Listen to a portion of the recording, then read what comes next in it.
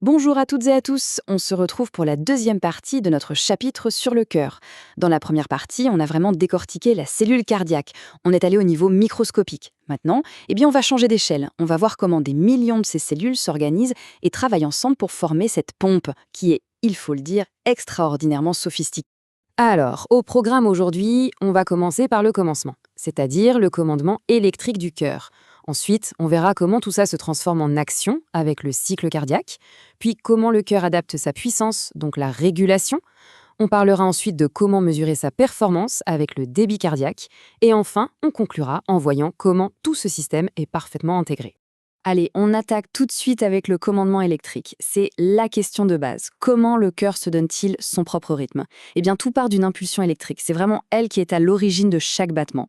On peut la voir comme le véritable chef d'orchestre du cœur. Alors voilà, ici on a la cartographie complète de ce système de conduction. Tout en haut, on a le fameux nœud sino-atrial, qu'on appelle aussi le nœud SA. C'est lui, le pacemaker naturel du cœur. C'est de là que tout part. L'influx va ensuite se propager jusqu'au nœud atrioventriculaire, le nœud AV, avant de se diffuser très rapidement dans les ventricules via le réseau des fibres de Purkinje. Et, point très important à noter, chaque composant a sa propre vitesse, sa propre fréquence intrinsèque. On va voir tout de suite pourquoi c'est crucial. Et justement, pour bien comprendre cette hiérarchie, cette analogie du train est parfaite. Imaginez, le nœud sino-atrial, c'est la locomotive. Pourquoi? Parce que c'est lui qui va le plus vite. Et comme dans un train, c'est la locomotive qui impose son rythme à tous les wagons qui suivent. Les autres composants du système de conduction, ils sont obligés de suivre sa cadence.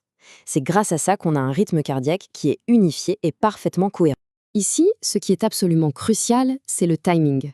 Regardez bien, au niveau du nœud AV, il y a un délai, une petite pause de 100 millisecondes. Ça peut paraître infime, mais c'est vital. C'est une pause tout à fait stratégique qui donne le temps aux oreillettes de se contracter et de se vider complètement dans les ventricules. C'est seulement après que les ventricules se contractent.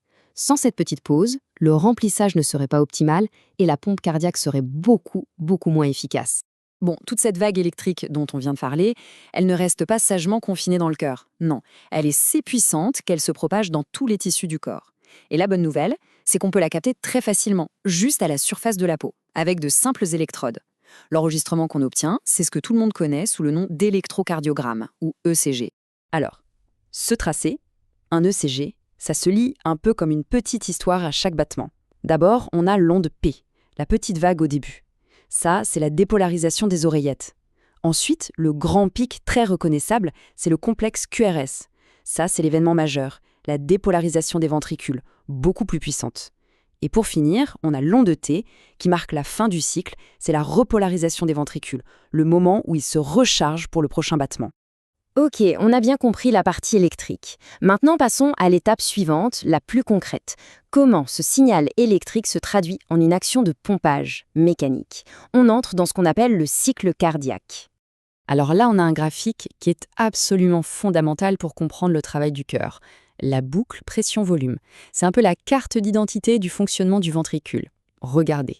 En bas, sur l'axe horizontal, c'est le volume de sang dans le ventricule. Et sur l'axe vertical, c'est la pression. Si on suit la boucle, on voit tout le cycle en un coup d'œil.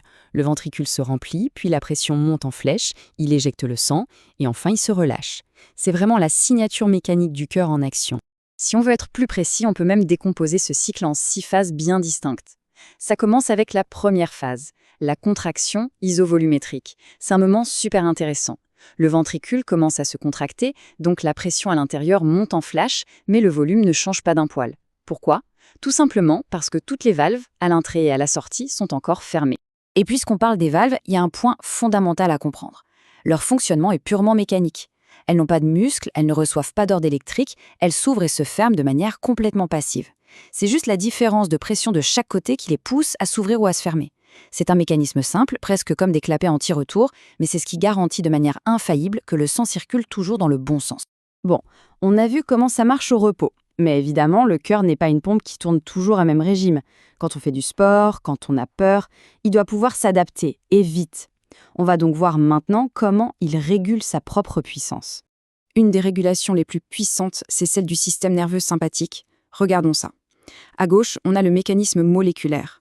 La noradrénaline arrive sur la cellule et ça déclenche toute une cascade de réactions qui, au final, fait entrer plus de calcium dans la cellule. Et le résultat de tout ça? On le voit sur le graphique de droite. La courbe A, c'est la normale. La courbe B, c'est sous l'effet sympathique. La différence est flagrante. La pression monte beaucoup plus vite, beaucoup plus haut. Autrement dit, le cœur se contracte plus fort et plus rapidement. Mais le cœur n'attend pas seulement les ordres du système nerveux. Il a aussi sa propre capacité d'adaptation, une propriété vraiment fascinante qu'on appelle la loi de Frank Starling. C'est une régulation intrinsèque, c'est-à-dire propre au muscle lui-même. Ce graphique nous montre exactement comment ça marche. Le principe de Frank Starling est assez simple à comprendre. C'est un peu comme un élastique, plus on l'étire, plus il repart fort. Pour le cœur, c'est pareil. Plus le ventricule est rempli de sang avant de se contracter, c'est ce qu'on appelle la précharge, plus ses fibres musculaires sont étirées. Et cet étirement, ça optimise la mécanique de la contraction. Résultat, le cœur se contracte plus fort, simplement parce qu'il a été plus rempli. Et regardez la courbe violette, la stimulation sympathique, elle, vient donner un coup de boost en plus à n'importe quel niveau de remplissage. Elle décale toute la performance vers le haut. Bon, on a vu les mécanismes électriques, mécaniques, la régulation, mais comment on met un chiffre sur tout ça? Comment on quantifie la performance globale de la pompe cardiaque? Eh bien, la mesure clé pour ça, c'est le débit cardiaque. Alors, le débit cardiaque, c'est tout simplement le volume total de sang que le cœur est capable de pomper en 1 minute. Et la formule pour le calculer est très logique. On prend le nombre de battements par minute, c'est-à-dire la fréquence cardiaque, et on multiplie ça par le volume de sang qui est éjecté à chaque battement, ce qu'on appelle le débit systolique. C'est tout. Ce schéma est super, il résume tout ce qu'on vient de dire. Il nous montre tous les facteurs qui peuvent influencer le débit cardiaque. On voit bien l'influence du système nerveux, le sympathique qui accélère et renforce, le parasympathique qui ralentit. Et on voit aussi l'influence du retour veineux qui va directement jouer sur le remplissage du cœur et donc, via le mécanisme de Frank Starling, sur la force de contraction. Tout est lié. Et concrètement, en clinique, comment on fait pour mesurer ce débit? Une des techniques les plus utilisées aujourd'hui, c'est l'écho-Doppler. C'est une échographie améliorée. Avec des ultrasons, on peut littéralement voir le sang circuler dans le cœur en temps réel. Les couleurs nous donnent des informations précieuses. En général, le rouge, c'est le sang qui vient vers la sonde et le bleu, celui qui s'en éloigne. En mesurant la vitesse de ce flux, on peut calculer très précisément le débit cardiaque. Et tout ça sans avoir à opérer, de manière totalement non invasive. Allez, pour finir, on va juste prendre un instant pour récapituler et voir à quel point tout ce système est magnifiquement intégré, du signal électrique initial jusqu'à la performance globale de la pompe. Alors, ce qu'il faut vraiment retenir de tout ça, premièrement, l'activité du cœur est lancée par un système électrique très bien organisé avec une hiérarchie claire. Deuxièmement, ce signal électrique, il est là pour déclencher un cycle mécanique, la fameuse alternance de contraction, la systole, et de relaxation, la diastole. Troisièmement, la force de ce cœur n'est pas fixe. Elle est constamment ajustée par des mécanismes internes, comme la loi de Frank Starling, et externes, comme les ordres du système nerveux. Et enfin, le chiffre qui résume tout, c'est le débit cardiaque. C'est la mesure de la performance du cœur en tant que pompe. Bien sûr, le cœur ne travaille pas tout seul dans son coin.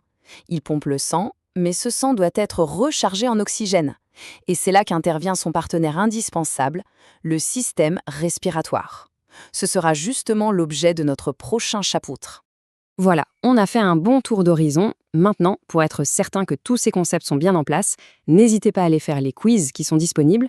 Le lien est dans la description. C'est vraiment le meilleur moyen de vérifier sa compréhension et de bien mémoriser tout ça.